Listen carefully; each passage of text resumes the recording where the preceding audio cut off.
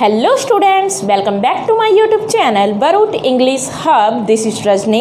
So students, today we are going to discuss poem first and second of class 9th plus some most important words related to government which will be important from your exam point of view.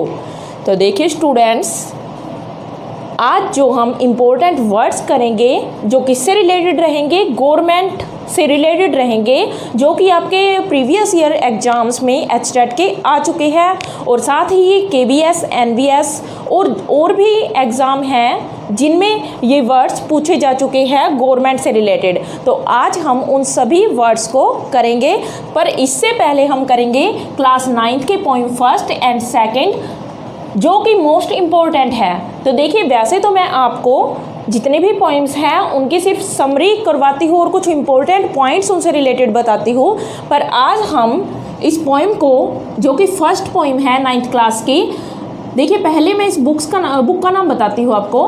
तो इस book का नाम क्या रहेगा, beehive book का नाम है, 9th class की है और इसकी फर्स्ट पोइम है the road not taken, written by Robert Frost. तो देखिए, द रोड नॉट टेकन एक ऐसी पोइम है जो कि रॉबर्ट फ्रॉस्ट के द्वारा राइट की गई है, पर एग्ज़ाम में ये पूरी स्टैंजा वाइज आ चुकी है, यानी कि इसके स्टैंजे देकर पूछ लिए जाते हैं क्वेश्चंस इसके। तो ये बहुत ज़्यादा इम्पोर्टेंट रहेगी आपके एग्ज़ाम के लिए, तो इसलिए इसको मैं स्टैंजा वाइज यहाँ पर करवा रही हूँ।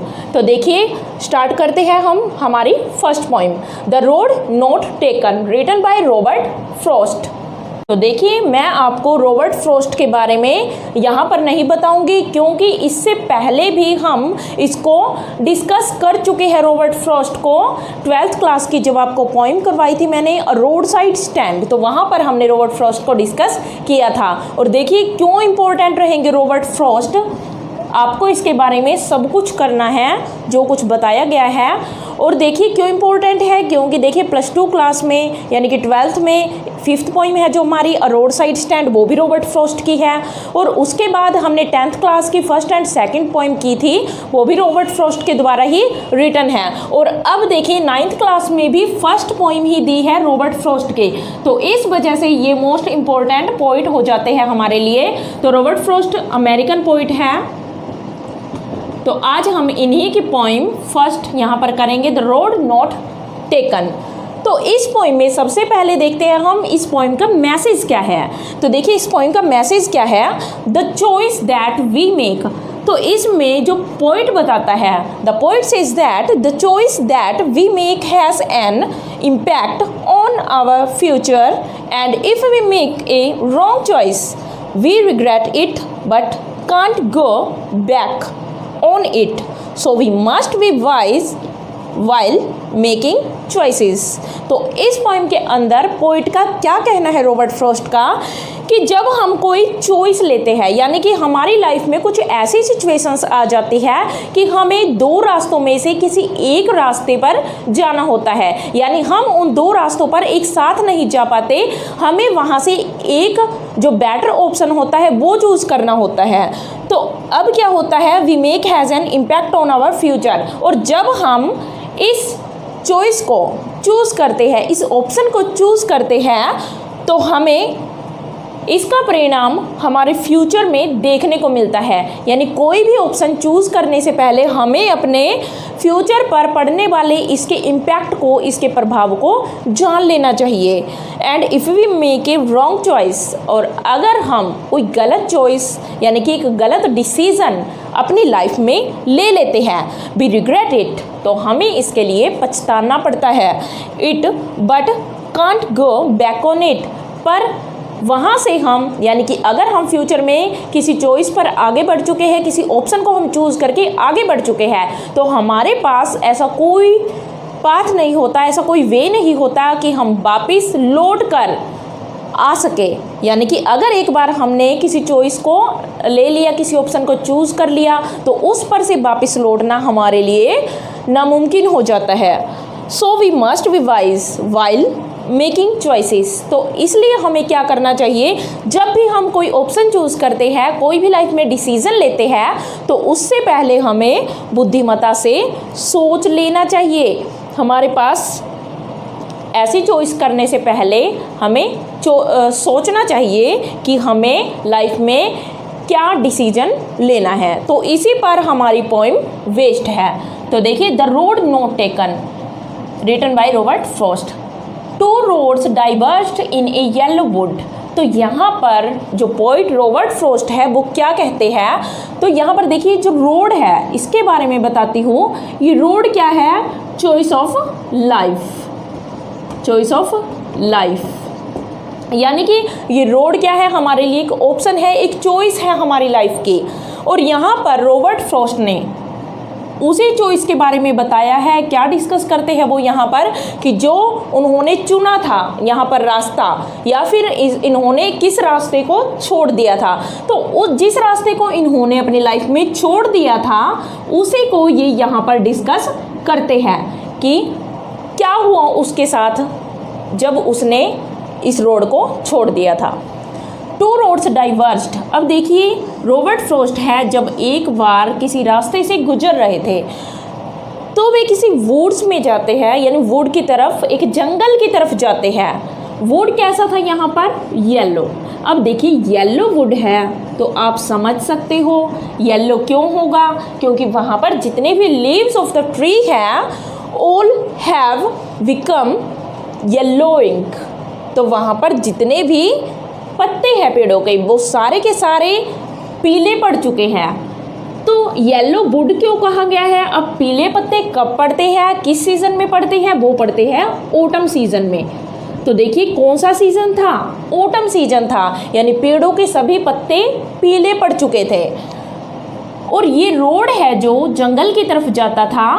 टू रोड्स डाइवर्स्ड, इस वुड में, इस जंगल में जहाँ पर पत्ते पीले पड़ चुके थे, तो इस जंगल के अंदर जो रोड है वे कितने थे, टू रोड्स थे। और वे टू रोड क्या थे, डाइवर्स्ड थे। अब डाइवर्स क्या होता है, व्हेन वी सेपरेट समथिंग, जब हम किसी चीज़ को सेपरेट कर देते हैं, अलग अलग कर देते हैं, and makes two different directions and we can say that we take a turn. यानी कि जब हम दो चीज़ों को, यानी किसी एक चीज़ को दो चीज़ों में बांट देते हैं, अलग कर देते हैं, तो उसको हम क्या बोलते हैं, डाइवर्स्ड। तो ये जो रोड है वो दो रोड में, दो यानी कि दो रास्तों में बटा हुआ था, सेपरेट हो चुका था। एक जंगल है, वहाँ से पोइट गुजर रहे होते हैं, तो उसको वहाँ से अपना रास्ता बनाना है। तो जब वो वहाँ से गुजरते हैं तो वो रोड है जो टू डिफरेंट डायरेक्शन में सेपरेट हो जाता है, डाइवर्ज हो जाता है, बट जाता है। And sorry I couldn't travel both. अब पोइट को सॉरी फील होता है, रेग्रेट फील होता है, पछतावा होता है कि वो इन टू रोड्स पर एक साथ नहीं जा सकता। यानी कि अगर हमें लाइफ में कोई डिसीज़न लेना है तो हम दो डिसीजन, कई बार ऐसी सिचुएशन होती है कि हमें कोई एक रास्ता चूज़ करना होता है। तो पोइट के पास भी एक ऐसी ही डिफ़िकल्ट सिचुएशन है कि उसे क्या करना होता है, दो रास्तों में से एक ही रास्ता चूज़ करना होता है। तो वो सॉरी फील करता है कि वो एक रास्ते को चूज कर सकता है और दूसरे को वो चूज नहीं कर सकता। And be one traveler long I stood. अब देखिए, as a traveler the poet Robert Frost kept looking on the road for a long time. तो यहाँ पर as a traveler Robert Frost क्या करता है, एक ट्रैवलर के रूप में, एक यात्री के रूप में लंबे समय तक क्या करता है, वहाँ पर खड़ा रहता है ताकि वो क्या कर सके, इस रोड को अच्छे से देख सके। And looked down one as far as I could. और वो उस रोड की तरफ देखना जारी रखता है, कंटिन्यू रखता है। और कब तक उसको देखता है, जब तक कि ये रोड वो देख सकता था। यानी कि जितनी दूरी तक उसकी नज़र जाती है रॉबर्ट फ्रॉस्ट की, वो उस रोड को अच्छे से देखता है। अब क्यों देखता है, because he wanted to know the pros and cons of the roads, क्योंकि वो इस रोड के प्रोज एंड कॉन्स को, अब देखिए प्रोज एंड कॉन्स ये वर्ड आपको याद रखना है। अब ये क्यों मैंने यहाँ पर राइट किया है, क्योंकि ये डायरेक्ट आपके एग्जाम में इडियम है ये एक, जो आपके एग्जाम में आ जाती है। प्रोज क्या होता है? प्रोज होता है बेनिफिट, बेनिफिट्स, एंड कॉन्स क्या होता है? सॉरी, बेनिफिट की जगह अगर हम इसको एडवांटेज लिखें तो ज़्यादा बेटर रहेगा, एडवांटेज। तो pros mean advantage and cons mean disadvantage. तो आपको ये याद रखना है, डिसएडवांटेज, ताकि वो क्या जान सके इस रोड के, क्या इस रोड पर जाने का फ़ायदा है और क्या नुकसान है, इसके प्रोज एंड कॉन्स को वो जान सके। इसलिए वो कुछ समय के लिए इस रोड के पास खड़ा होकर दोनों रोड्स को, जो कि सेपरेट हो चुके हैं, उनको दूर तक देखता है, अच्छे से देखता है वहाँ पर वो। अब देखिए, to where it went in the undergrowth, और वो क्या पाता है कि जहाँ तक ये रोड जाता है तो वो लास्ट में उसे, उस रोड के बिल्कुल लास्ट में उसे क्या दिखाई देता है? अंडरग्रोथ, यानी उसकी नज़र एक अंडरग्रोथ पर। अंडरग्रोथ क्या होता है? ये देखिए, जो डेप्थ ऑफ ग्रासेस, ग्रासेस यानी कि गहराई किन चीज़ की? ग्रासेस की। उस रोड के बिल्कुल लास्ट में दूर तक जहाँ पर उसकी नज़र जाती है, अंत में उसे क्या दिखाई देता है? थिक ग्रासेस दिखाई देती है उसको, एक भारी मात्रा में एक डीप ग्रासेस नजर आती है। Then took the other just as fair. अब देखिए, देन टुक द अदर, वो सोचता है कि वो दूसरा रोड ले। वो कौन सा रोड चूज करता है यहाँ पर? अदर रोड, यानी कि सेकंड रोड, क्योंकि उसे दोनों रोड एक ही जैसे लग रहे थे। जस्ट एज फेयर यानी कि जस्ट एज गुड, यानी दोनों ही कैसे थे रोड, उसको देखने में दोनों ही एक जैसे लग रहे थे। जब वो उसने क्या किया पोइट ने? जब उसने रोड पर चलना स्टार्ट किया, अदर रोड पर यानी कि सेकंड रोड पर उसने चलना स्टार्ट किया, तो उसने क्या पाया कि दोनों रोड एक जैसे ही है, दोनों ही गुड है। And having perhaps the better claim, और देखिए उसे क्या लगता है? उसे लगता है कि हाँ, ये भी अपने लिए एक बेटर क्लेम करता है। Better claim mean better option, यानी कि ये ऑप्शन भी उसके लिए क्या है? अच्छा है, यानी कि ये रोड भी उसके लिए अच्छा है। Because it was grassy and wanted wear, क्योंकि ये रोड कैसा था? ग्रासी था। अब ये ग्रासी क्यों था? Because here not many people had walked, क्योंकि यहाँ पर बहुत सारे लोग यहाँ से नहीं गुजरे थे।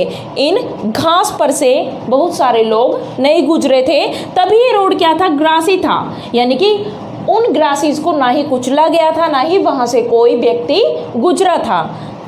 एंड वॉन्टेड वियर, अब देखिए ये डायरेक्ट पूछा गया था एक बार एचटेट के एग्जाम में, जब ये स्टैंजा दिया गया था और डायरेक्ट यहाँ से पूछा गया था वॉन्टेड वियर का क्या अर्थ है, क्या मीनिंग है according to the poem.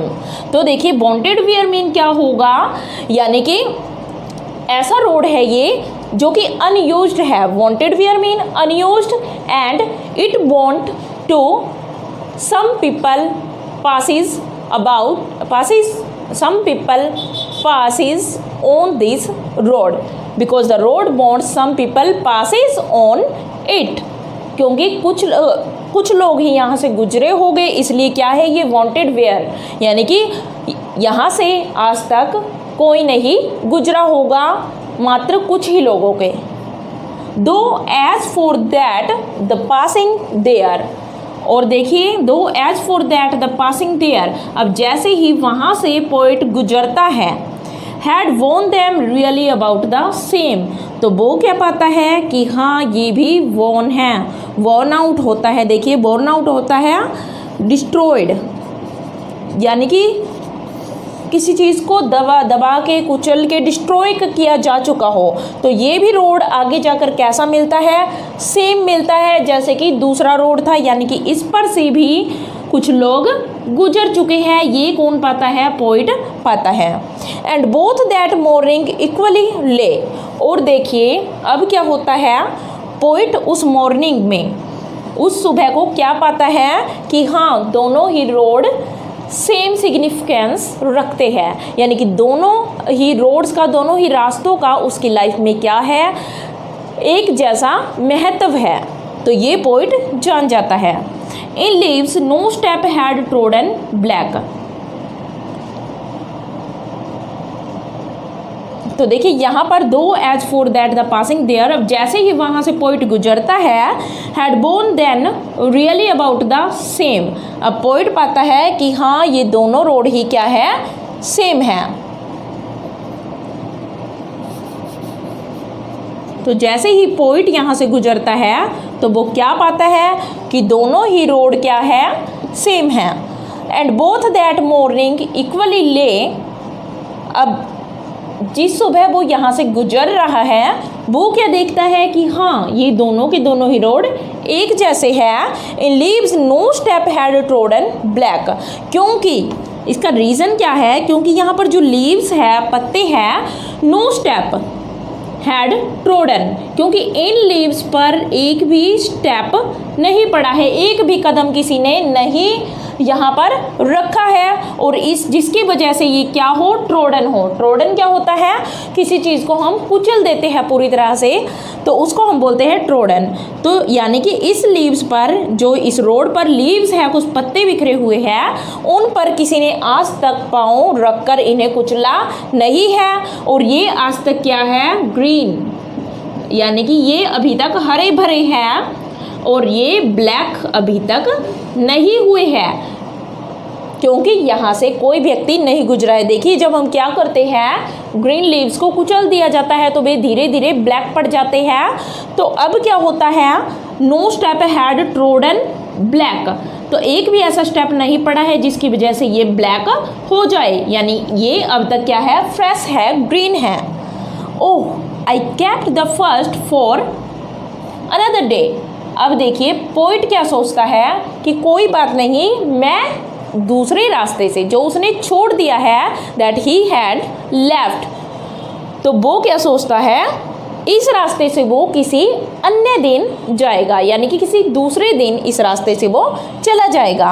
Yet knowing how way Leeds on two way, पर उसे फिर भी पता है कि जिस रास्ते पर वो चल रहा है इस वक्त, वो रास्ता, देखिए यहाँ से क्या बनेगा, how way Leeds on two way, कि कैसे कोई रास्ता लीड करता है, किसी की तरफ बढ़ाता है, किसकी तरफ, ऑन टू वे, किसी अन्य रास्ते की तरफ। यानी जब हम किसी रास्ते पर चलते हैं तो उसी रास्ते में से और भी रास्ते निकलते जाते हैं, हमें वहाँ से मुड़कर जाना, वहाँ से लौट कर जाना मुश्किल हो जाता है।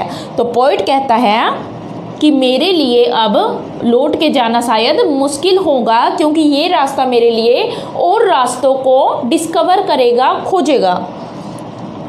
आई doubted if I should ever come back. अब पोइट को डाउट है कि क्या वह कभी इस रोड पर, जो रोड उसने छोड़ा है, क्या वह कभी उस रोड पर लौट कर जा सकेगा। फोर्थ देखिए यहाँ पर, I shall be telling this with a Sai.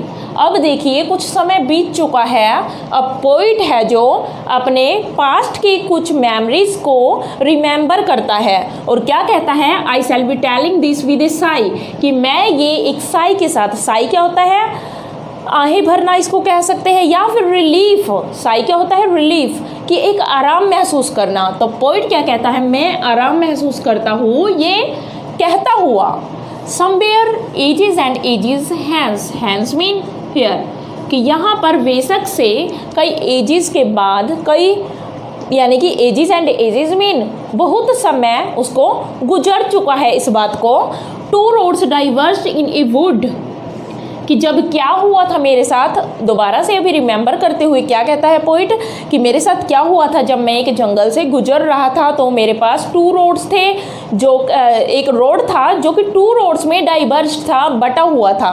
I took the one less traveled by, और मैंने एक ऐसा रास्ता लिया था जिस पर बहुत कम लोग गए थे, यानी कि उसने एक ऐसी चीज़ को चुना था, एक ऐसे डिसीज़न को लिया था जो आज तक किसी ने ना लिया हो, यानी बहुत कम लोगों ने ऐसा डिसीज़न लिया हो। And that has made all the difference, all the difference mean क्या होगा, फ्यूचर, और इस डिसीज़न ने उसका फ्यूचर बना दिया, यानी उसने एक ऐसा डिसीज़न लिया था जिसने उसकी लाइफ को बना दिया। तो देखिए सेकंड पॉइंट करते हैं।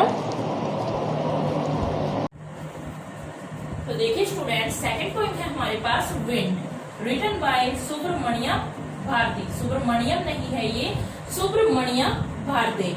तो इनके द्वारा विंड पोइम राइट की गई है। अब देखिए ये कौन है, एक तमिल राइटर है, यानी कि एक इंडियन राइटर। ये एक इंडियन राइटर थे Subramaniam Bharati. He is a Tamil writer and poet, journalist, social reformer, Indian independence activist. तो देखिए ये एक राइटर के साथ साथ एक पोइट। राइटर क्या होता है, राइटर में सब कुछ इंक्लूड होता है वैसे तो मेन अगर देखें तो इसके बारे में ये क्या थे, एक पोइट थे यानी कि कवि भी थे, जर्नलिस्ट एक पत्रकार थे, सोशल रिफॉर्मर यानी कि सामाजिक सुधारक भी थे, समाज सुधारक भी थे ये एक, और इंडियन इंडिपेंडेंस एक्टिविस्ट। तो देखिए इन्होंने इंडियन इंडिपेंडेंस के टाइम यानी कि स्वतंत्रता संग्राम में इन्होंने बढ़ चढ़कर भाग लिया था, जिसके कारण इनको 1918 में 1918 में इम्प्रिजनमेंट भी मिली थी, जेल में इनको कैद कर दिया गया था, और 1920 में इनकी हालत इतनी खराब हो गई थी कि ये शहीद हो जाते हैं देश के लिए, यानी कि मर जाते हैं देश के लिए। अब देखिए इनका जो नाम है, जिस नाम से ये फेमस है, वो है महाकवि भारती। तो महाकवि भारती कौन है, सुब्रमण्यम भारती। और देखिए ये एक पॉलीग्लॉट थे। अब पॉलीग्लॉट देखिए आपका सिनोनिम एंटोनिम इनमें भी दिया जा सकता है, वन वर्ड सब्स्टिट्यूशन में भी ये दिया जा सकता है। पॉलीग्लॉट कौन होता है, the person who knows many languages is called polyglot. तो ऐसा व्यक्ति जो बहुत सारी भाषाएं जानता हो। तो इनके बारे में कहा जाता है कि ये कितनी लैंग्वेजेस जानते थे, तो ये 14 लैंग्वेजेस जानते थे, 14 भाषाओं का इनको ज्ञान था। अब इन 14 में 3 इंक्लूड थी फॉरेन लैंग्वेजेस। तो 3 कौन सी थी, फॉरेन लैंग्वेजेस, यानी कि ये दूसरी कंट्रीज की 3 लैंग्वेजेस को जानते थे। इंडिया की अन्य बची हुई यानी कि 11 लैंग्वेजेस के साथ साथ 3 ये फॉरेन लैंग्वेजेस को भी जानते थे, पर ये ज्यादातर तमिल में लिखना पसंद करते थे। ये बात हमें याद रखनी है। अब देखिए राइटर के बारे में यानी पोएट के बारे में हमने इतना कुछ जाना। अब देखिए विंड पोएम के बारे में जानते हैं। तो विंड पोएम हमारी सेकंड पोएम है, बी हाइव बुक के अंदर 9th क्लास की सेकंड पोएम। तो इसमें फर्स्ट मैंने लिखा है यहाँ पर देखिए, रिटन इन फ्री वर्स। ये फ्री वर्स में लिखी गई है, यानी कि इसमें क्या नहीं है, राइम नहीं है। तो ये एक फ्री वर्स में लिखी गई पोएम है, ये आपको याद रखना है, फ्री वर्स में पूछ लिया जाए तो।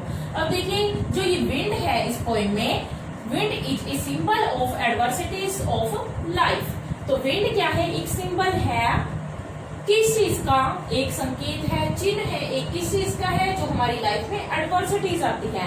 एडवर्सिटीज क्या होती है, डिफिकल्टीज। तो हमारी लाइफ की जो डिफिकल्टीज होती है, जिनसे हम घबरा जाते हैं, उसका प्रतीक है यहाँ पर, यानी कि उसका सिंबल है विंड। तो इसलिए ये पोएम क्या हुई, एक सिंबॉलिक पोएम भी है ये भी इसके बारे में आपको याद रखना है। कैसी पोएम है ये, एक सिंबॉलिक पोएम है, जिसमें विंड एक सिंबल है, which is a symbol of adversities of life of human being. तो एक इंसान की लाइफ में जितनी भी एडवर्सिटीज आती है, डिफिकल्टीज आती है, उनका सिंबल है ये। तो इस पोएम का मैसेज क्या है, इसके बारे में जानते हैं। We should be mentally tough, कि हमें मेंटली यानी कि दिमागी रूप से क्या बनना चाहिए, टफ बनना चाहिए, यानी कि कोई भी हमारे दिमाग को पढ़ ही ना पाए, यानी कोई हमारे दिमाग पर कोई ठेस ना पहुंचा सके, इतने ज्यादा टफ बन जाए हम। एंड फिजिकली स्ट्रॉन्ग, और शारीरिक रूप से हमें क्या होना चाहिए, स्ट्रॉन्ग होना चाहिए। स्ट्रॉन्ग का मतलब ये नहीं कि मोटे हो जाओ खा खाकर, ऐसा नहीं है, बल्कि स्ट्रॉन्ग का क्या अर्थ होगा यहाँ पर, कि हमें शारीरिक रूप से इतना ताकतवर बन जाना चाहिए कि कोई हमें पिछाड़ ना सके, कोई हमारे ऊपर अटैक करे तो हम उससे भी बच निकले। तो ऐसा हमें बनना चाहिए।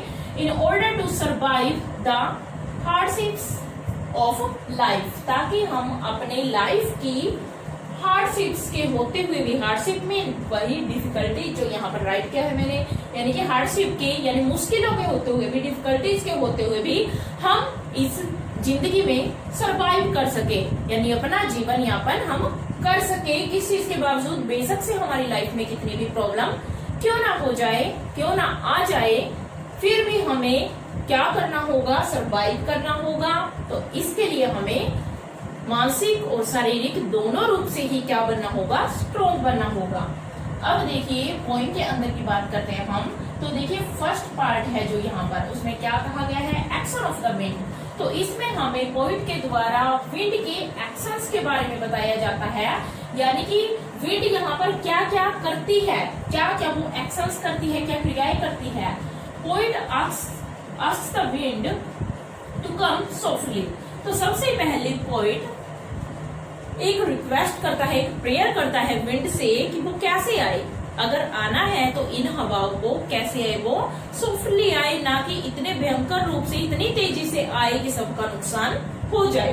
तो यहाँ पर पोइट एक रिक्वेस्ट करता है विंड से। क्या रिक्वेस्ट है पोइट की, अगर पूछा जाए तो, कि वो कैसे आए, सॉफ्टली आए। Request not to break the shutters of the windows. और क्या रिक्वेस्ट करता है कि वो विंडोज के शटर्स को ब्रेक ना करे, यानी कि वो खिड़कियों के जो शटर है, उनके दरवाजे हैं, उनको ना तोड़े। Not to scatter the papers, वो पेजेस को, पेपर्स को, कागजों को ना बिखारे। And throw down the books from the shelf. और सेल्फ से, अलमारी से, या फिर किसी भी पत्थर की बनी हुई जो अलमारी होती है, सीट होती है, उस पर से, इस सेल्फ से क्या ना गिराए, बुक्स को वो नीचे ना गिराए। But the wind throws the books. फिर भी विंड क्या करती है, वो किसी की रिक्वेस्ट को नहीं मानती है। और क्या करती है, वो throws the books, it throws the books. वो क्या करती है, बुक्स को गिरा देती है। Tears the pages. पोइट के कहने के बावजूद भी वो पेजेस को टीयर कर देती है, फाड़ देती है। Bring a lot of pain. और सभी के लिए, चाहे वो चिल्ड्रन है या फिर कोई और है, जानवर है, एनिमल है, उनके लिए वो दुख लेकर आती है, दर्द लेकर आती है, तकलीफ लेकर आती है। Makes Mokri of the weaklings. और देखिए मजाक बनाती है वो। मोकरी क्या होता है, टू मेक फन। तो ये क्या करती है, मजाक उड़ाती है, किसका, वीकलिंग्स का। Weaklings the person who is weak, either we can say physically or we can say mentally। तो या तो फिजिकली या फिर मेंटली क्या करती है वो, जो वीकलिंग होते हैं, वीक होते हैं, उनका वो मजाक उड़ाती है। Bring down frail houses. और जो कमजोर हाउस होते हैं, फ्रेल मीन वीक, तो वीक जो हाउस होते हैं, घर होते हैं, उनको वो गिरा देती है। क्रम्पलिंग डोर्स। और क्या करती है, जो डोर्स है, जो पहले से ही लड़खड़ाए हुए हैं, उन्हें भी वो क्या करती है, उन डोर्स पर बनी हुई, क्रम्बलिंग डोर्स। राफ्टर्स। राफ्टर क्या होता है, देखिए राफ्टर्स होता है सपोर्टिंग बीम्स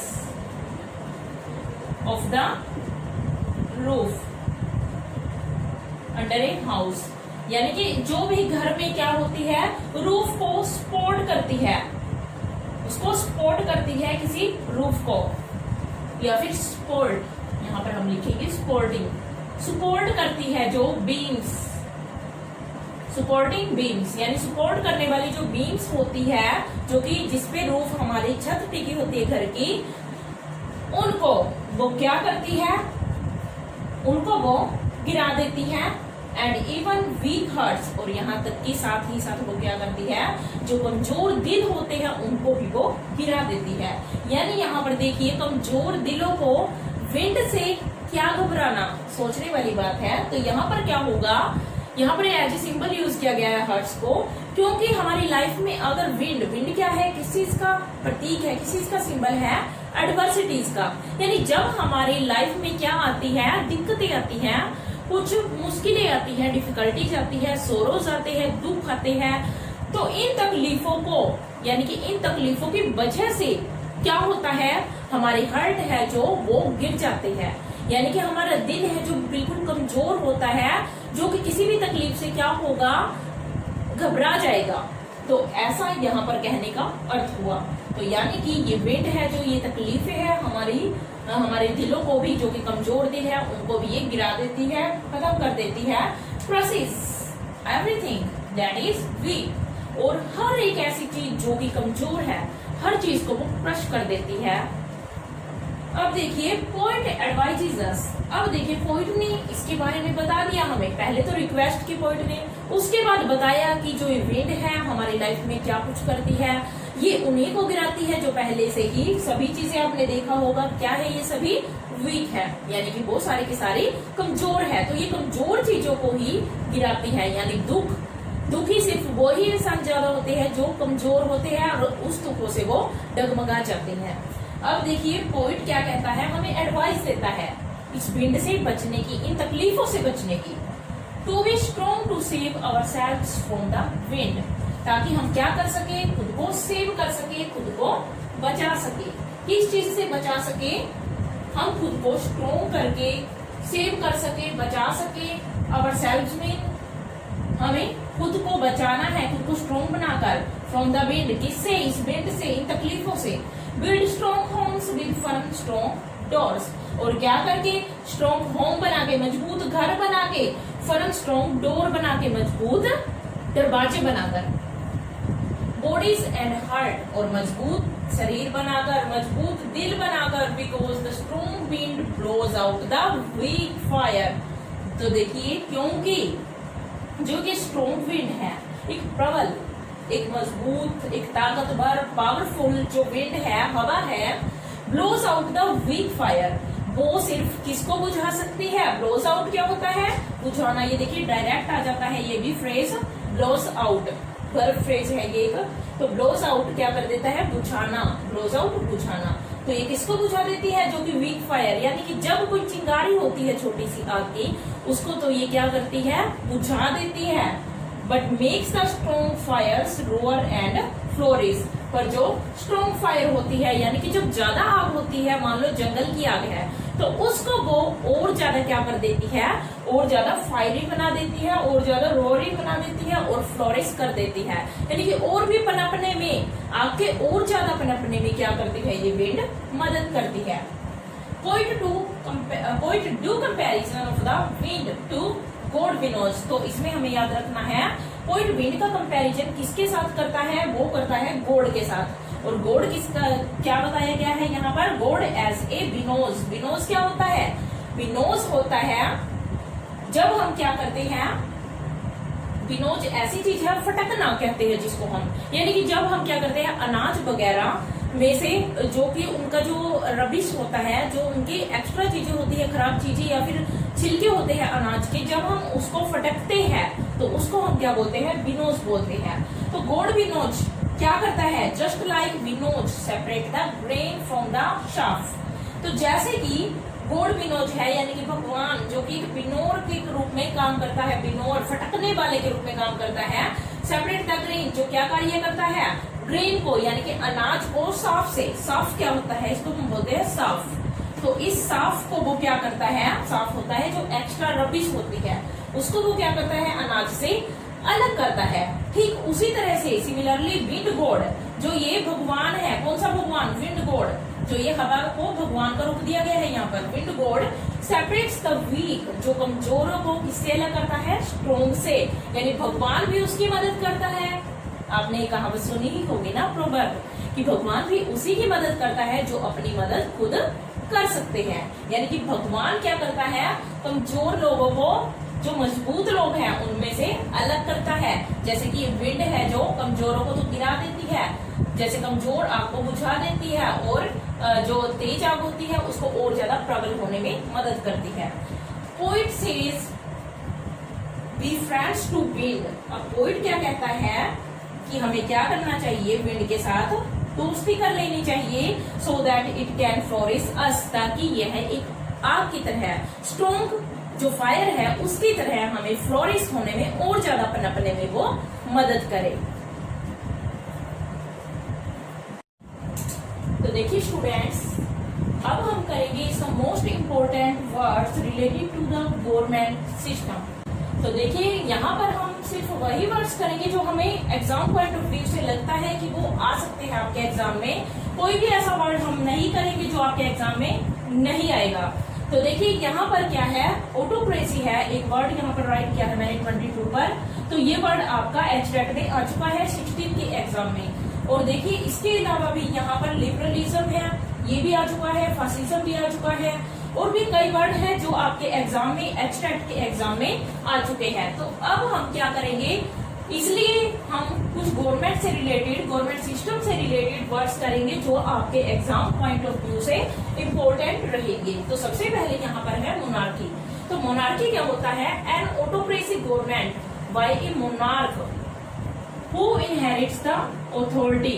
जब कोई मोनार्क, मोनार्क क्या होता है, देखिए तानाशाह जिसको हम बोलते हैं, जब कोई तानाशाह सिस्टम को, गवर्नमेंट सिस्टम को संभालता है, यानी ऑटोक्रेसी होती है जिसमें एक ही व्यक्ति होगा और वो मोनार्क होता है, तानाशाह होता है, पूरी दादागिरी दिखाता है अपनी, तो ऐसे सिस्टम को हम बोलते हैं मोनार्की। अब देखिए अनार्की। अनार्की क्या होता है, इसको हम हिंदी में हमने पढ़ा है कई बार, अराजकता बोलते हैं जिसको, अराजकता। यानी जब सिस्टम के साथ, गवर्नमेंट सिस्टम के साथ क्या किया जाता है, सभी लॉस तोड़ दिए जाते हैं, सभी कानून तोड़कर कोई कार्य किया जाता है, या फिर हम क्या करते हैं, पूरी गवर्नमेंट को तबाह करने की कोशिश करते हैं, तख्ता पलटने की कोशिश करते हैं, तो उसे हम बोलते हैं अराजकता यानी कि अनार्की। एब्सेंस ऑफ गवर्नमेंट, जहां पर गवर्नमेंट की एब्सेंस होती है, यानी गवर्नमेंट को, सरकार को उतार दिया जाता है उसके सिस्टम से, उसके तख्त से। अब देखिए लॉलेसनेस, यानी कि कानून की वहां पर कमी हो जाती है, यानी गवर्नमेंट का सिस्टम खत्म कर दिया जाता है, तो उसको हम बोलते हैं अराजकता यानी अनार्की। ये भी आ चुका है एग्जाम में।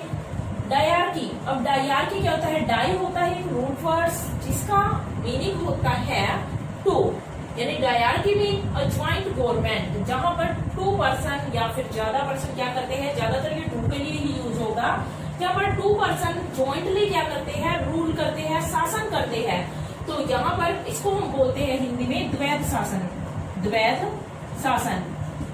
तो द्वैध शासन बोला जाता है, उसको हम बोलते हैं डायरकी, यानी 2 लोगों के द्वारा शासन।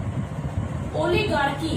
ओलिगार्की क्या होता है, government want by few people और स्मॉल ग्रुप। जब एक छोटा सा ग्रुप, एक स्मॉल ग्रुप क्या करता है, या फिर कुछ लोगों का समूह मिलकर क्या करता है, किसी गवर्नमेंट को चलाता है, किसी सिस्टम को, किसी देश को चलाता है, तो उन थोड़े से लोगों के समूह को हम क्या बोलते हैं, ओलिगार्की। अब देखिए पोलियार्की। अब पोली क्या होता है, पोली भी डाई की तरह एक रूट वर्ड है, पोली मीन होता है मल्टीपल, यानी कि मैनी।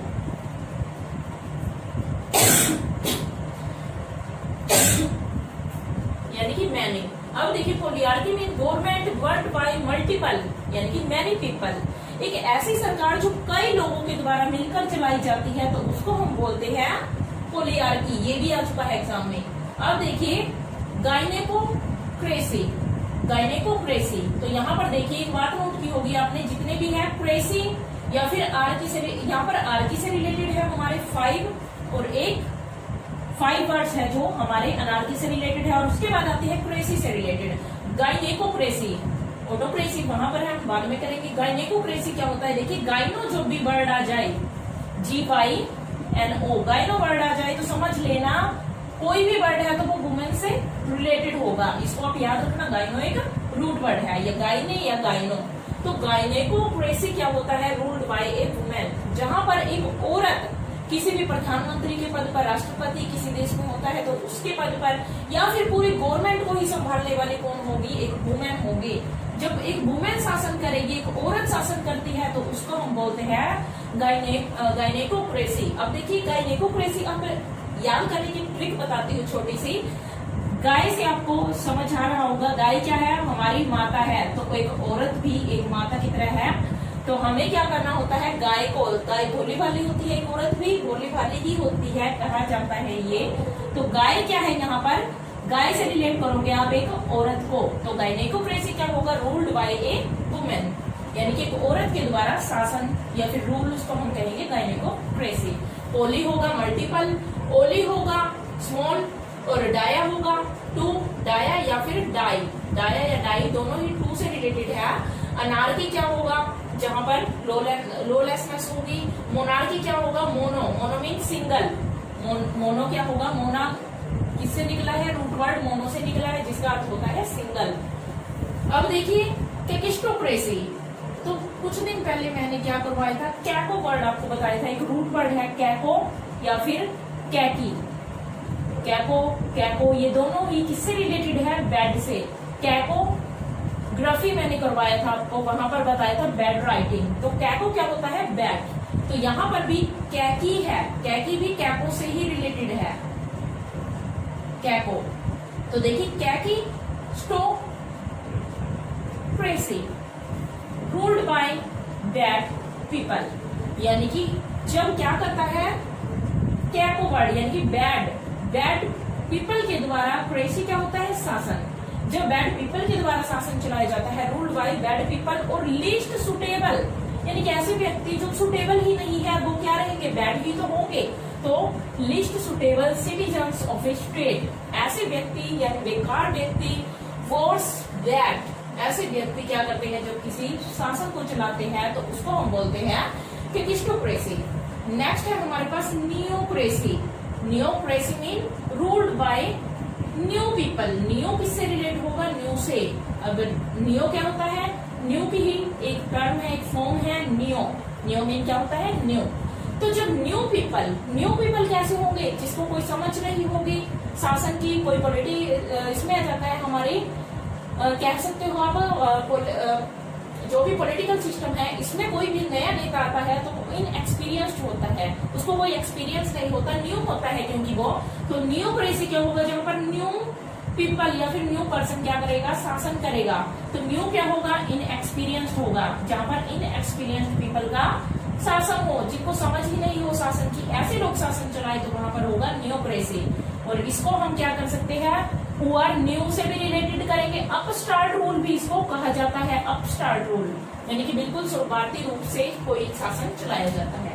नेक्स्ट है थियोक्रेसी। अब थियो वर्ड, थियोलॉजी पढ़ा है हमने, धर्म अध्ययन, धर्मशास्त्र का अध्ययन कहा जाता है जो, या फिर किसी धर्म का अध्ययन किया जाता है, तो थियोक्रेसी कहते हैं उसको। थीस्ट क्या होता है, वो मैंने लास्ट वीडियोस में करवा चुकी हूँ उसको भी मैं, एथीस्ट, थीस्ट। तो थियो वर्ड किससे रिलेटेड है, हमारा रिलीजन से। थियो किससे रिलेटेड है, रिलीजन से, जो कि एक रूट वर्ड है थियो, रिलीजन से रिलेटेड, यानी कि धर्म से रिलेटेड। जहां पर क्या होगा, government system in which priest क्या होते हैं, पादरी, पंडित। तो पंडित क्या करता है, रूल करता है किसके नाम पर, भगवान के नाम पर, यानी धर्म से रिलेटेड है ये। जहां पर कोई व्यक्ति भगवान के नाम पर रूल करेगा, कोई पादरी रूल करेगा चर्च का, कोई भगवान बन जाता है, या फिर कोई भी पंडित कहेगा मैं भगवान का दर्जा लूंगा, ऐसा बनकर वो शासन करता है लोगों पर।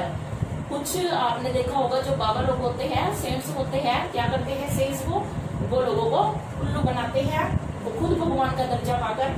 तो वही सिस्टम है यहाँ पर, उसको बोलते हैं हम थियोक्रेसी, भगवान के नाम पे शासन करना।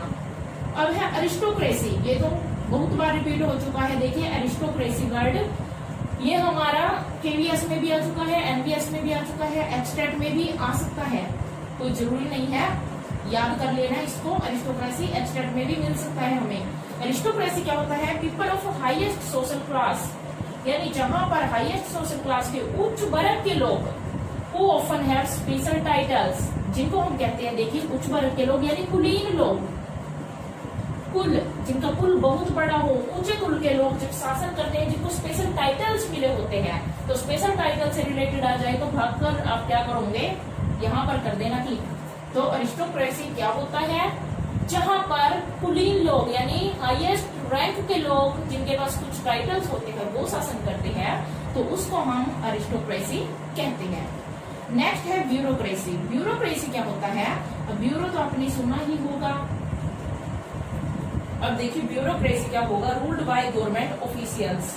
ऑफिशियल सिस्टम होता है, ऑफिशियल सिस्टम। ब्यूरो क्या होता है, ऑफिशियल सिस्टम। तो जब भी ऑफिशियल सिस्टम यानी अधिकारी लोग क्या करते हैं, शासन करते हैं, तो उसको ब्यूरोक्रेसी कहा जाता है। कुछ अथॉरिटी होती है जो शासन करती है। उसके बाद देखो गेरिनोटोक्रेसी।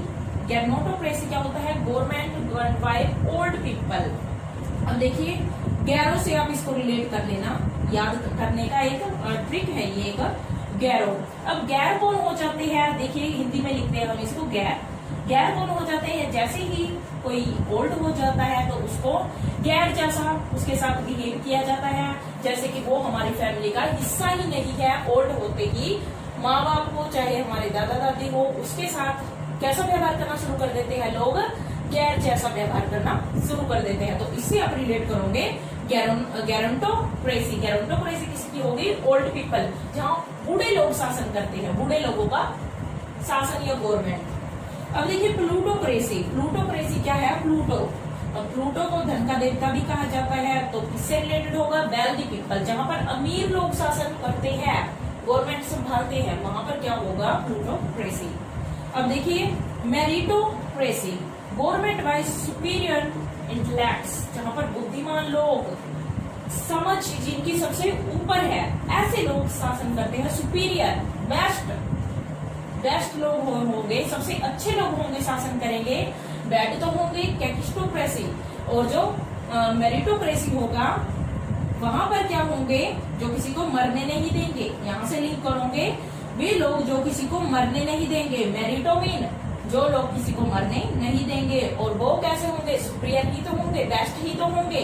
तो ऐसे के लिए हम यूज कर सकते हैं लिंक करके मेरिटोक्रेसी, यानी कि बेस्ट लोग, जिनकी मेरिट है, मेरिट से भी आप रिलेट कर सकते हो, जिनके पास मेरिट है, गुण है, अच्छे गुण है, उच्च गुण है, तो उनके लोगों की सरकार को कहती है मेरिटोक्रेसी, अच्छे लोगों का शासन।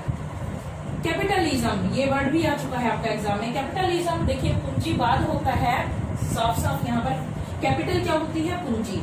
ऐसा political system based on private ownership of capital, जहां पर पूंजी की प्राइवेट ओनरशिप, यानी किसका अधिकार होगा, प्राइवेट ओनरशिप, प्राइवेट कंपनियों का अधिकार होगा, जहां पर यानी कि समाजवाद वहां पर नहीं होगा, समाज के लोगों का अधिकार नहीं, बल्कि प्राइवेट लोगों का अधिकार हो जाता है जब गवर्नमेंट चीज पर, तो उसको हम बोलते हैं कैपिटलिज्म। नेक्स्ट है सोशलिज्म। सोशलिज्म क्या होता है, सोशल क्या होता है, देखिए सोसाइटी से रिलेटेड है, सोसाइटी समाज है, यानी जहां पर ओनरशिप किसकी होगी, स्टेट की ओनरशिप होगी, जहां पर सरकार की ओनरशिप होगी, ना कि किसी प्राइवेट कंपनीज की, तो उसको हम क्या कहेंगे, सोशलिज्म। कैपिटलिज्म और सोशलिज्म दोनों एक दूसरे के ऑपोजिशन में है, यानी ऑपोजिट है, एंटोनिम्स है ये, इनको आप याद रखोगे।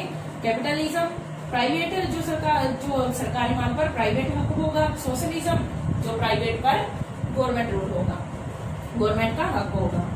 Despotism, dominance through threat of punishment and violence, जब हम किसी को सजा देने का थ्रेट करते हैं, यानी धमकी देते हैं, किसी पर हिंसा करते हैं, मारपीट करके उन पर हम क्या करते हैं, सरकार अपना हक जताने की कोशिश करते हैं, उन पर सरकार बनाते हैं, यानी ऐसी सरकार जो मारपीट के द्वारा लोगों को पर अपना शासन बनाती है या जमाती है, उसको हम क्या कहेंगे, डिस्पोटिज्म।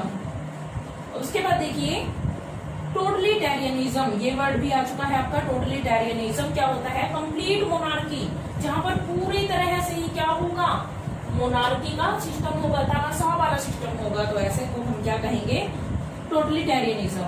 अब देखिए लिबरलिज्म।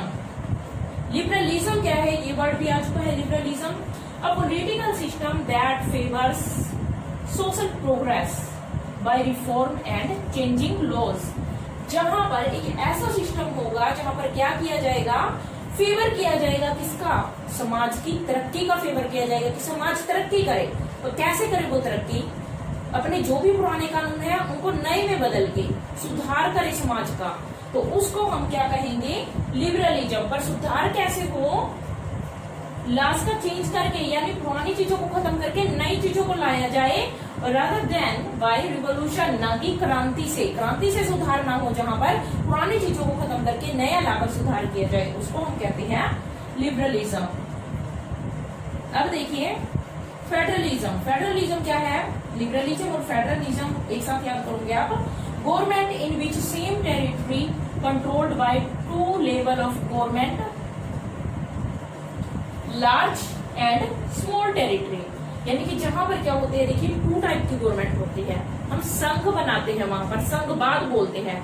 टू गवर्नमेंट तो होगी, एक तो क्या होगी, अपर लेवल की होगी, एक थोड़ी उससे लोअर लेवल या फिर उससे भी लोअर लेवल की होगी, एक हमारे इंडिया में क्या है, यही तो है, फेडरलिज्म है इंडिया में। पर एक बात आपको याद रखनी है, फेडरलिज्म है इंडिया में, इंडिया एक फेडरल स्टेट, एक फेडरल कंट्री है, पर फेडरल वर्ड का यूज हमारे कॉन्स्टिट्यूशन में कहीं भी नहीं है, ये आपको याद रखना है। एक संघवादी सरकार है इंडिया की, यानी कि सबसे पहले शासन करती है हमारे अपर लेवल की सेंट्रल गवर्नमेंट, उसके नीचे आती है स्टेट गवर्नमेंट, स्टेट के नीचे डिस्ट्रिक्ट गवर्नमेंट, और ऐसे ही क्या होता है आगे से आगे जो तहसील है या फिर चलते रहते हैं, तो उसको संघ बना दिए जाते हैं, टुकड़े कर दिए जाते हैं। तो ऐसी सरकार को हम फेडरलिज्म कहते हैं। जैसे प्रधानमंत्री के बाद राष्ट्रपति, और ऐसे एक लेवल में सरकारें चलती है, अलग अलग लोगों के द्वारा शासन चलाया जाता है, तो उसको हम फेडरलिज्म बोलते हैं। आपके लिए स्टेटमेंट भी देकर पूछी जा सकती है, India is a federal country, ये याद रखना। अब देखिए फासिज्म, फासिज्म क्या होता है, in which most of countries power held by one ruler as authoritarianism। देखिए क्या होगा यहाँ पर, सारी की सारी कंट्री की जो पावर है वो किसके हाथ में होगी, सिर्फ एक व्यक्ति के हाथ में होगी। जैसे अथॉरिटेरियनिज्म होता है, यानी कि एक ही अथॉरिटी होगी, मोनार्की पर तानाशाही नहीं होगी, पर एक रूलर होगा उस कंट्री का, तो उसको हम बोलते हैं फासिज्म, यानी कि नाजीबाद। तो अगर आपको लेक्चर अच्छा लगा हो तो लाइक, सब्सक्राइब एंड शेयर जरूर कीजिएगा। Thank you.